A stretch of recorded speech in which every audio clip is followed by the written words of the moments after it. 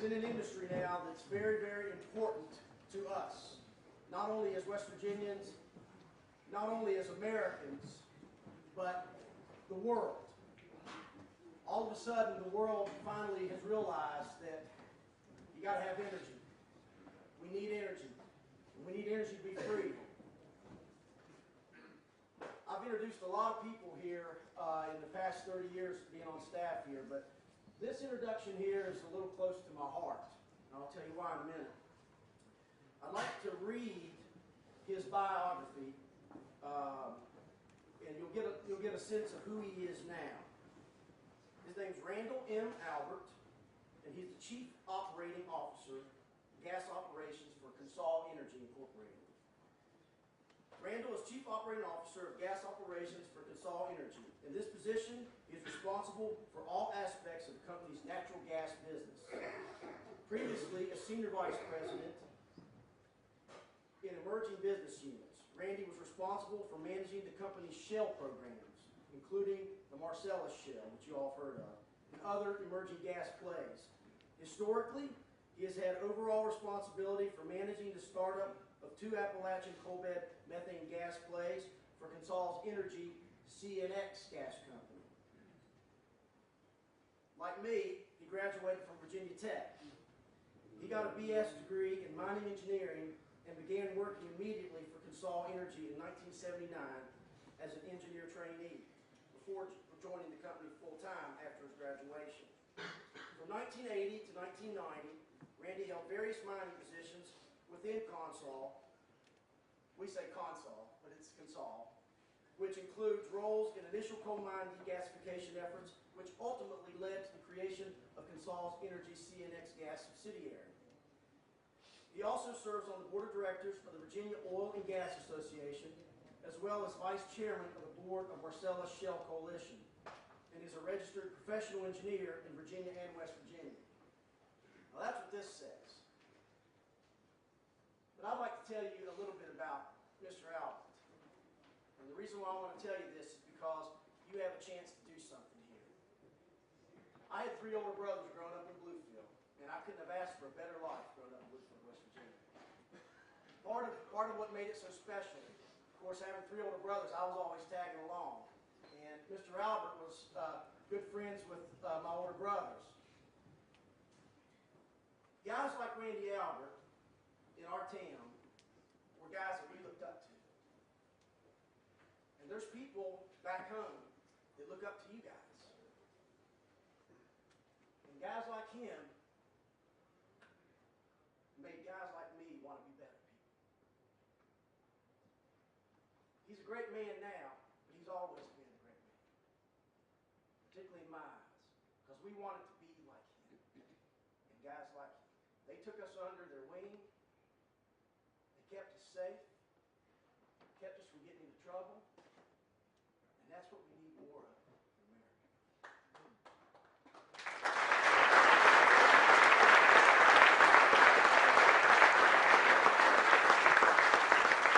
I didn't realize he was coming up here this week till I saw him in church on Saturday. We were at a wedding, and he stopped me and said, "Hey, you going to be at Boys State this year?" I said, "Yeah, I sure am." And he told me he was speaking tonight, and I said, "Well, I'm not going to let anybody else introduce you because he means that much to me.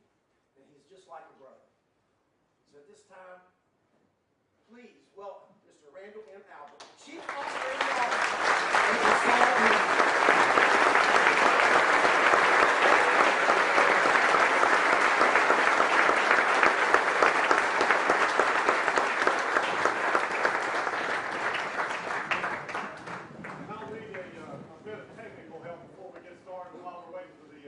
Slides to come up, and I promise I know it's been a long evening for you. I'll try to be as brief as possible.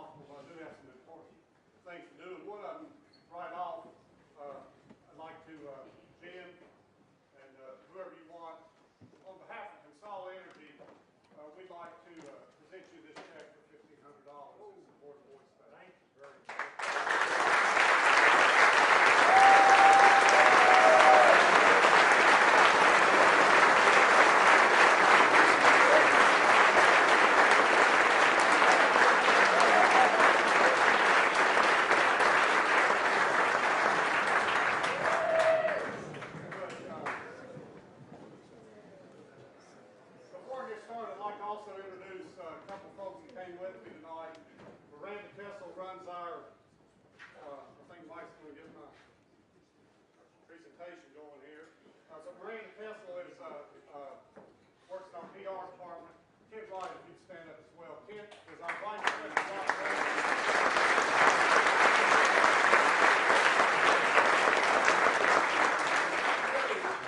I think a suburb of Jackson's Mills.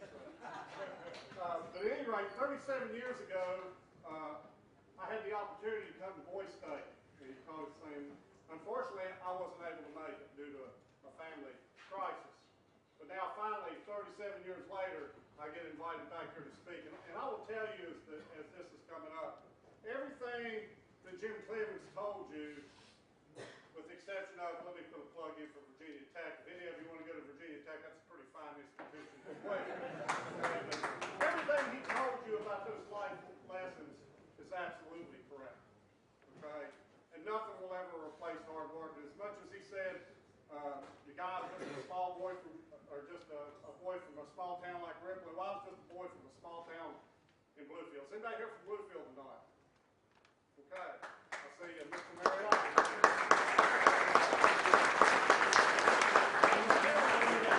37 years ago, someone would have told me I would have been the chief operating officer of a Fortune 500 company. I would have told them they were crazy.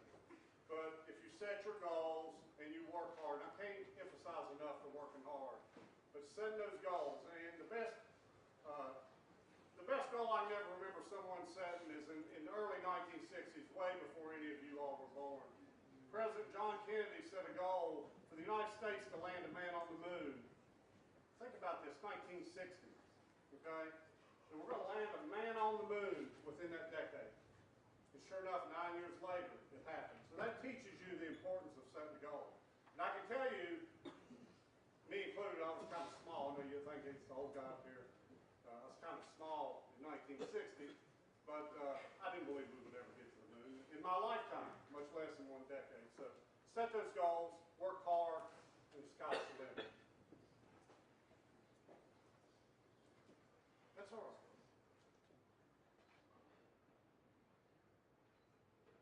I hate to hold you guys up. I'll tell you what, let's just get started. We'll let the slides catch up with us, because I know you all have a full night, and we'll go from there. It's all right. No pressure. Good evening. It truly is a pleasure to be here at the 75th Annual West Virginia Boys State event. As you know, my name is Randy Albert, and I am the Chief Operating Officer of Gas Operations for Consol Energy. Let me tell you a little bit about Consol. Consol Energy is the leading diversified fuel producer in the United States. We produce both coal and natural gas. And we're not a new kid on the block. We've been around for 150 years. We have over 9,000 employees, over 4,300 of those right here in the great state of West Virginia. And with projections out there related to the growth of energy demand and the retirements expected in both the coal and gas industry in the next 3 or 4 years, I'm here to tell you that the future is bright for a career in energy. But before I get to that, I'd like to tell you a little bit more about Consol and to remind you about the value of coal and gas in our economy. First, I want to talk about our safety program. We call it Absolute Zero.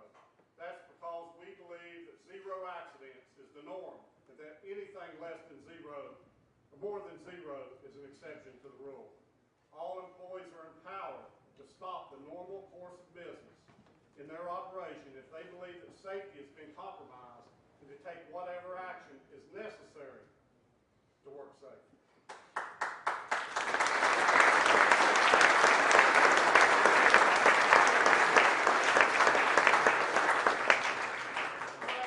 Zero Safety Program was initiated 5 years ago. And it's not just a program or a goal, it's a value. And it's not just a value, it's our top value. Our thought process on this is simple. Goals and priorities change, but values do not. Values are a part of who we are. We get the message across not only to our employees, but to our contractors as well. Safety is important, whether it's on the job or at home. As I mentioned, safety is our top value. Compliance is also one of our top values. And by compliance, we mean not only comply with the letter of the law, but the spirit of the law. We follow that value up with continuous improvement. We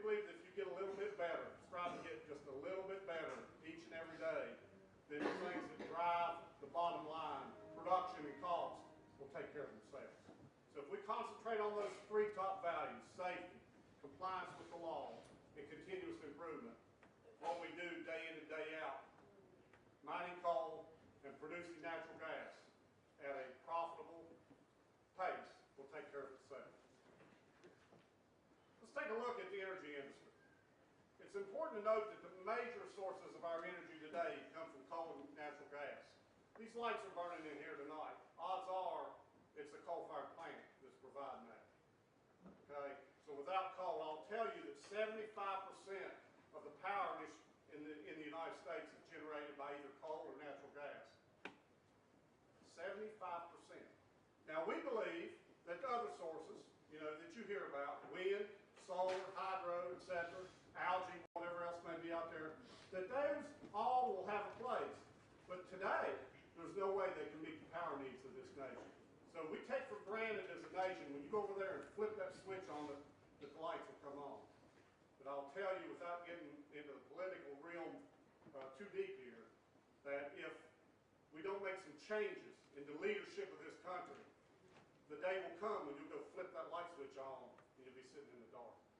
We take...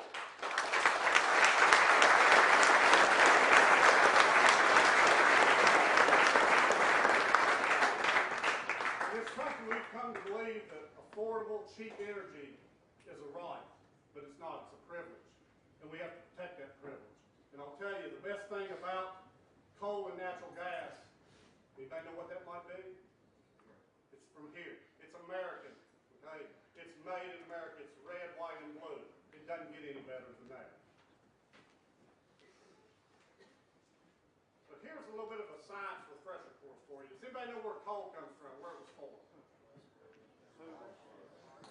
Exactly right. Coal began to form in swampy forests about 350 million years ago. And no, I was not around. I came on just a little bit after that. Okay, it was what was called the Carboniferous period for the scientists in here. But decaying plants were buried under layers of mud and heat and pressure, and it converted those decaying plants into coal. There are three main grades of coal: lignite, bituminous, and anthracite. What is coal used for? I believe we're on slide. Get up there.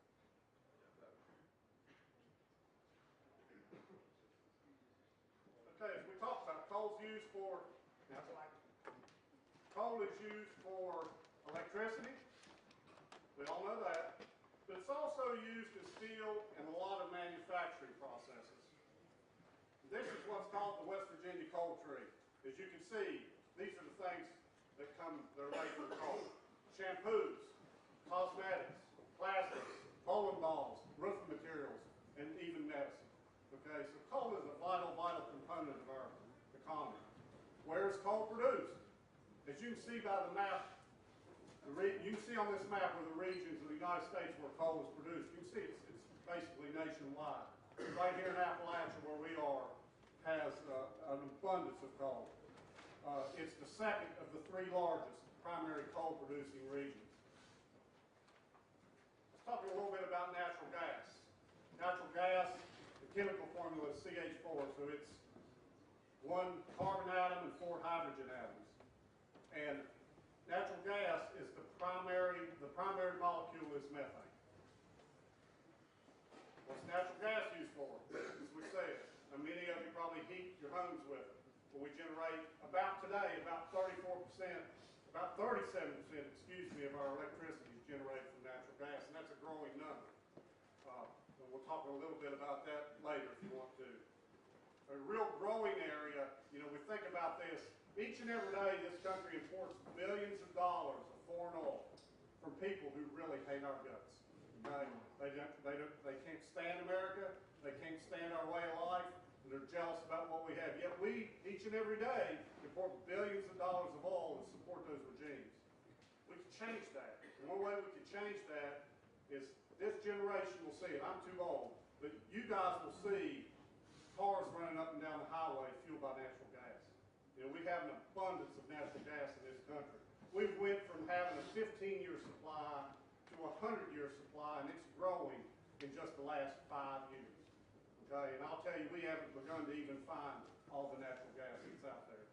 So public transportation, you see it now in big cities. Buses are running on it. There's no reason we can't run our cars on natural gas. Where's natural gas produced? Really all over the lower 48. You've all heard of the Marcellus Shale. Right here under our feet lies the Marcellus Shale. It runs from New York to southern West Virginia. And with all that excitement that we've had in this area, if anybody ever tries to get a hotel room up and down 79, you'll find out they're all booked because of the Marcellus Shale people. And it's really, it goes beyond the job creation. When you think about every job that's created directly by the Marcellus Shale, about another 9 or 10 is created indirectly. So it's huge. And now with the Utica Shale coming on in our neighboring state of Ohio, and to a lesser extent West Virginia, that's going to be a game changer as well. And jobs. I want to talk about, most of you sitting here, you're 17 years old, you're not thinking about what you're going to do, you're probably thinking about, what you're going to eat after you get out of here while this old guy's up here talking to you. The jobs are what it's about. And as the president of the university said, a couple of years from now or a year from now, you're going to be making a big decision about where you go to school and what you do. And I'm telling you, we have jobs in this industry. We have the need for people in a broad range of professions and skilled trades. Drillers, engineers, surveyors, foremen, construction workers, earth movers, environmental, protection specialists, transportation, mechanics, you name it, we need it. And when you look, the average age of the person working in the energy industry today is probably about my age or Kent's age. And we're kind of getting a little long in the tooth. You'll see a huge turnover. So think about a career in energy. It gets a lot of negative publicity, but I'm telling you, for the next, that's the one thing this country and the world needs and will never go away is energy. So think about that. Give you a few hiring tips, how to stand out from the crowd when you go to hire. Some of these are kind of humorous. This one, the guy says, I'd like to come in at 11, leave after lunch. Surely, a progressive company like yours offers flex time. Okay? Well, that's not exactly the concept of flex time. But develop your communication skills. Go out and job shadow somebody. Pick something you want to do. Go out and job shadow them. Take charge, as the president of the university said. Take charge of your own destiny. Know the company. I can't tell you how many times I'll come in somebody to interview. They don't have a clue about what we do, where we do it. So research. Go out to the website. If you're going to go for an interview, research. Here's a guy sitting, interviewing for a bow tie in a bow tie company, got a necktie. Okay? Probably didn't do all the research you needed to do. The application process. Research it. Again, respect it. Get to know your recruiter. Treat everyone you meet as if they were the person hiring you. And make sure you meet the minimum requirements. As you can see, be sure you have your head about you when you go in for your interview.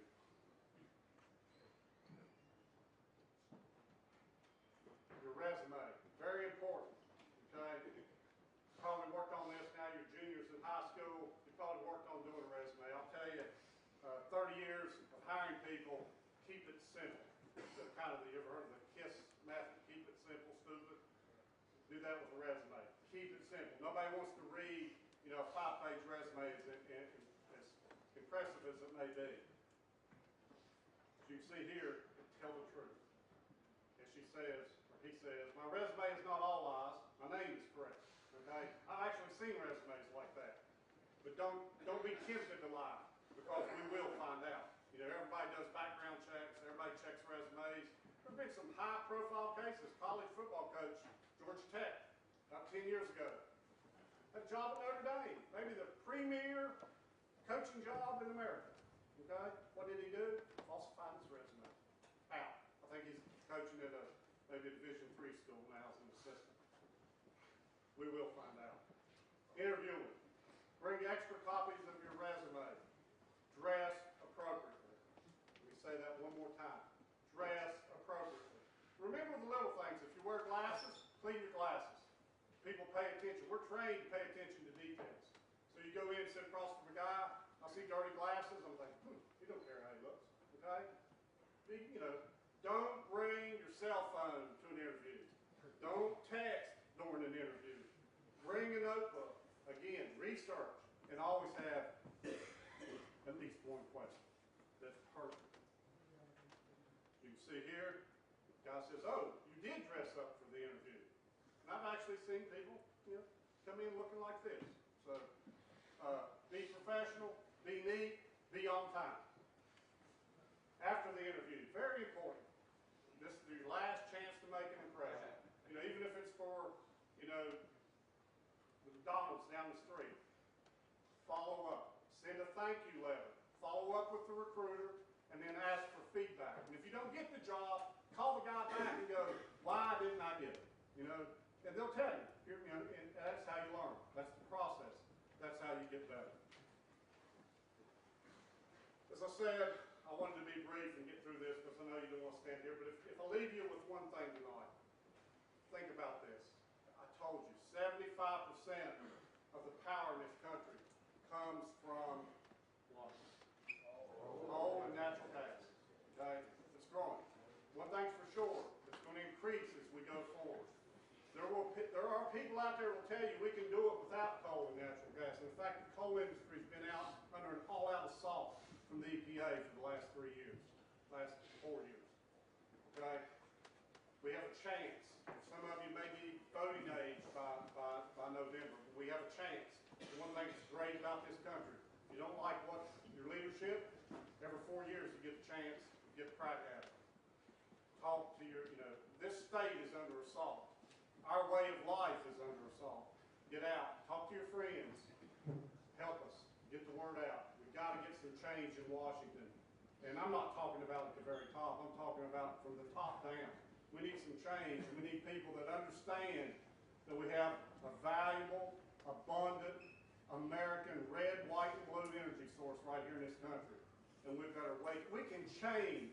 We can literally, your generation will have the opportunity to literally change the course of the United States. We can revamp this entire economy. We can bring manufacturing back to the United States. I heard Mark Zaccalucci a while ago asking, said his brother, he asked his brother who works for Procter Silent, Hamilton Beach. Yeah. Hamilton Beach. Why they're moving all their jobs to China? Because of the business climate in the United States. But I tell you this, if we can make what we have, we use the coal we have, the natural gas we have, and we provide cheap energy, affordable energy, manufacturing will come back in this country. But it's up to you guys. Okay, you're going to be the guys that will get it done. Okay, not my generation, we're done. We'll be playing golf in Florida or something. But you guys are the ones that can make it happen. But I appreciate you. I appreciate the opportunity to come here and talk to you tonight. As the President said, it's the best and brightest in the state of West Virginia.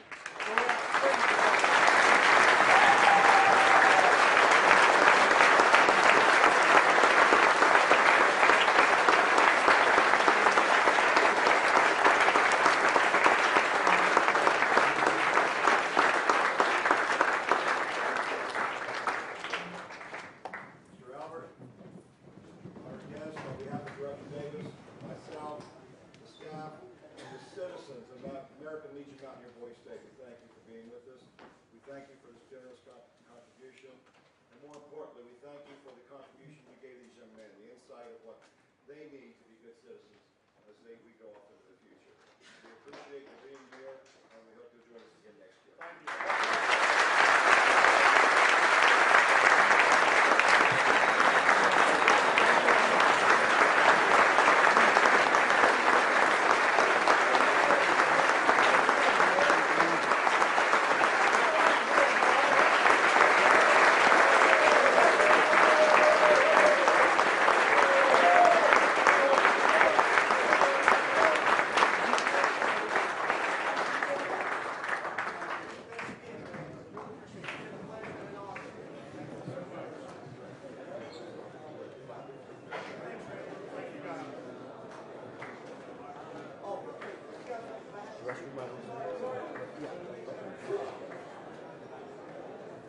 Okay, guys, now we're about ready to get down to the business at hand, which is the most important thing that happens today is our election tonight, our primaries.